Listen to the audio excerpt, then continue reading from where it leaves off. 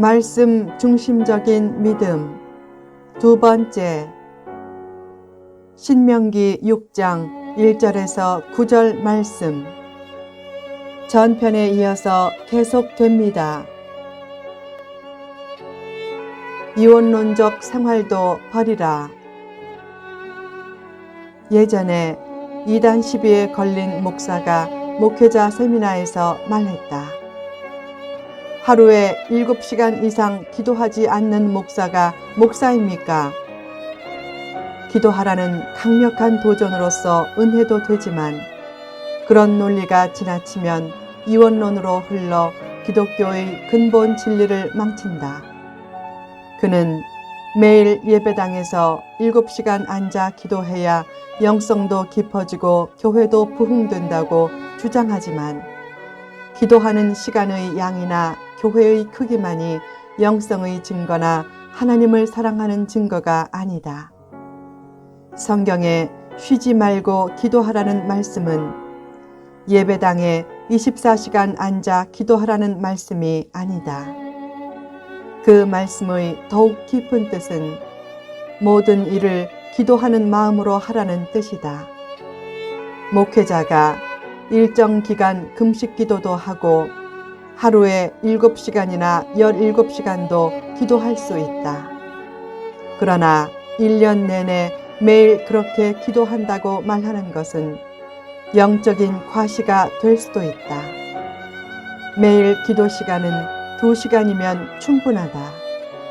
나머지 하루 중 깨어있는 16시간은 기도하는 마음으로 말씀을 준비하고 자기의 맡은 책임을 다하고 때로는 휴식도 취해야 더욱 쓸모있는 인생이 된다.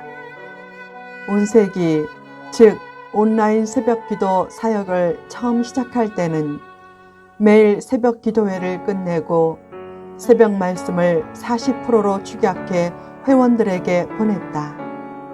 그때 축약된 말씀 준비가 조금 미흡하다고 여기면 말씀 묵상을 더 하려고 개인 기도를 조금 일찍 끝냈다. 그러면 가끔 마음에 걸렸다. 아직도 집에 가지 않고 기도하는 성도가 있는데 목회자가 먼저 기도를 끝내면 되나? 새벽 기도할 때 늦게까지 기도하는 성도는 대략 6시 30분까지 기도한다. 예전에는 마지막 성도와 끝까지 함께 기도하는 경우가 대부분이었지만 온세기 사역을 하면서부터는 기도를 일찍 끝내고 온세기 말씀을 더 준비하는 경우도 많아졌다. 처음에는 개인 기도 시간이 줄어드는 것 같아 마음에 걸렸지만 점점 편해졌다. 온세기 회원들에게 좋은 말씀을 제공하는 것도 중요하다고 여겼기 때문이다. 말씀은 기도의 산물이다. 말씀 사역자에게 기도하는 삶은 필수적이다. 그러나 남의 눈을 의식해 예배당에 오래 앉아 있는 것만이 기도하는 것은 아니다. 기도 많이 하는 것이 과시수단이 되면 안 된다. 진실하고 깨끗한 기도자는 기도를 많이 할수록 기도한다는 소리를 오히려 안 한다. 하나님은 예배당에서 오래 기도하는 것만 기뻐하지는 않으신다. 한 신랑이 신부를 지극히 사랑해서 신부와 함께 있는 것을 좋아했고 특별히 이불 안에서 도란도란 대화하는 것을 좋아했다. 신부도 처음에는 그런 신랑이 좋았지만 그것이 지나쳐서 몇 달이 지나도 전혀 일하지 않고 매일 이불 안에 있으면서 신부가 이불 속으로 인제해 주기만을 바라면 좋아하겠는가? 그때 신부의 눈에는 신랑이 자기를 사랑하는 것으로 보이기보다 한심하게 보일 것이다. 나중에는 참다 못해 이불을 걷어차고 소리칠 것이다. 아이고 내가 못 살아 이 무책임한 신랑아. 사랑이고 뭐고 필요 없으니 일 좀 해. 신랑이 자기 인생과 가정에 대한 책임을 외면하고 맨날 이불 안에 있으면서 아내가 이불 속으로 인제해 주기만을 바라는 이원론적 생활 태도를 가지면 그런 모습을 보고 살아야 할 아내는 한숨만 나올 것이다. 책임적인 신랑은 어떻게 하는가? 아침이 되면 이불을 걷고 나가서 힘써 일하며 재화를 창출해 가정을 돌보려고 한다. 그것이 진짜 신부를 사랑하는 것이다. 그때 신랑의 몸은 일터에 있어서 신부와 떨어져 있어도 마음은 더욱 가까워질 것이다. 하나님은 이론론적인 삶을 원하신다. 하나님의 임재를 느끼며 기도하겠다고 맨날 기도굴에 있으면 하나님이 기뻐하시겠는가? 기도에 몰입하려고 일정 기간은 그렇게 해도 되지만 1년 내내 기도굴에서만 지내면 하나님도 속이 많이 상하셔서 너 언제 일하러 이곳을 떠날래? 라고 하실 것이다. 기도에 대한 이원론적인 태도를 버리라. 이원론적인 믿음은 가장 경건한 모습 같지만 가장 불경건한 모습이 될 수 있다.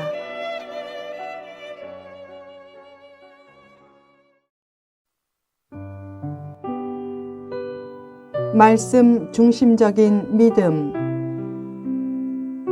목회자가 매일 예배당에 7시간 앉아 기도하면 소문이 나서 교회도 커지고 유명한 세미나 강사도 될 수 있다.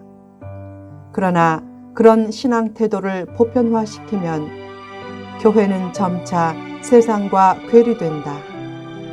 결국 성속 이원론으로 몇몇 특정 교회는 커질 수 있지만 그 이면에서 한국 교회의 전체 이미지는 크게 타격을 입는다. 또한 그런 세미나가 많아질수록 한국 교회는 일반인에게는 더 이상하고 몰상식한 공동체로 비춰질 수 있다.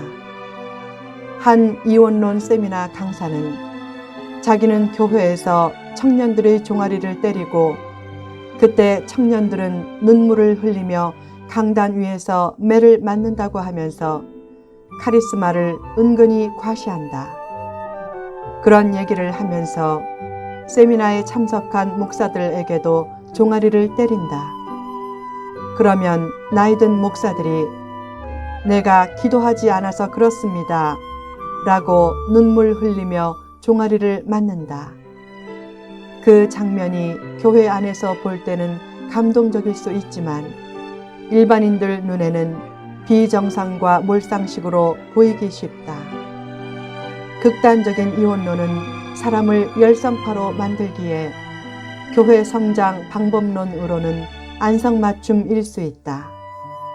문제는 극단적인 이원론이 일반인의 눈에는 몰상식으로 보인다는 것이다.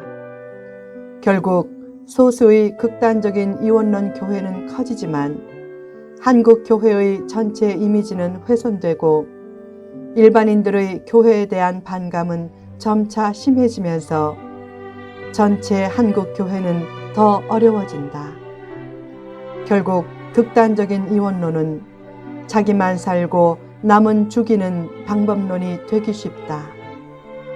어느 날 한 집사가 하루에 8시간 새벽기도 한다는 책을 보고 마음이 뜨거워져 자기도 그렇게 하겠다고 결심했다. 그 결심대로 하려니까 최소한 자정에는 교회에 나와야 했다. 그래서 아침 8시까지 교회에서 기도하다가 회사에 늦게 출근할 때가 많았다. 출근 후에도 하루 종일 거의 비몽사몽간에 지냈다. 그런 일이 몇 달간 지속되었다. 그 모습을 보고 같은 부서 직원들이 손가락질했다. 뭐 저런 사람이 다 있어? 그가 자기 일을 못하자 그 일이 동료에게 넘어가면서 동료도 짜증을 냈다. 심지어는 교회에 잘 다니는 사람들까지 그의 모습을 보면서 시험이 들었다. 결국 그 얘기가 사장 귀에 들어가서 8시간 새벽 기도를 한 지 8개월 만에 회사에서 퇴출되었다. 더욱 안타까운 일은 그 집사가 지도에 관해 간증하러 다니면서 자기가 8시간 기도해서 해고라는 고난과 핍박의 십자가를 지게 되었다고 말한 것이다.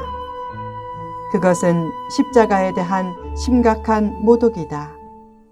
십자가는 죄를 짓지 않고 잘못도 없는 사람이 남을 위해 혹은 의를 위해 고난을 당하는 것이다. 명백한 자기 죄와 허물 때문에 당하는 고난은 십자가가 아니라 보응을 받는 것이고 대가를 치르는 것이다.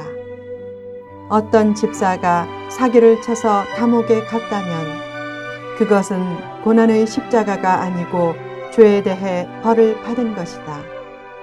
성속 이혼론에 빠지면 십자가를 지는 것과 벌을 받는 것도 잘 구분하지 못하는 영적인 자기 도취에 빠질 수 있다.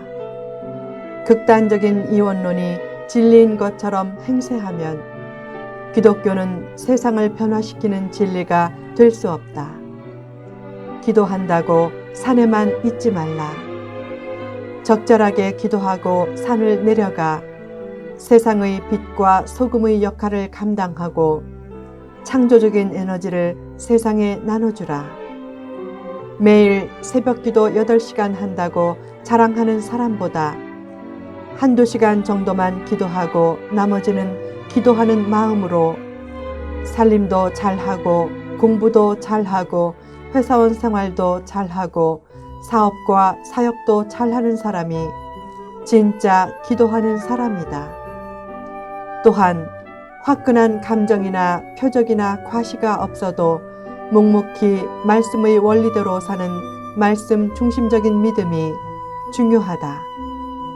말씀 중심적인 믿음은 딱딱하고 밋밋해 보이지만 영혼을 기쁘고 활력 있게 만드는 최고 요소다.